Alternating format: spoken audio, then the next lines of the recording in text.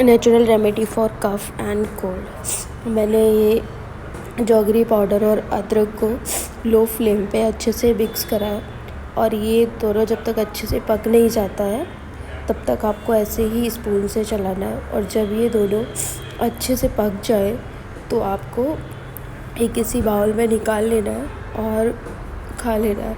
तो मेरे को तो काफ़ी आराम मिला है, मेरा गला बिल्कुल बंद था, आवाज़ ही नहीं निकल रही थी। तो इसको खाने के बाद मुझे काफ़ी रिलैक्स मिला है। तो आप भी ट्राई करो अगर आपको कफ़ और कोल्ड हो रहा है, क्योंकि सीज़न चल रहा है ये सर्दी का।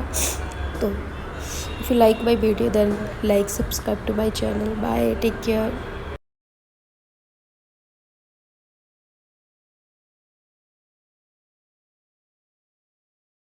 Hope you like my video.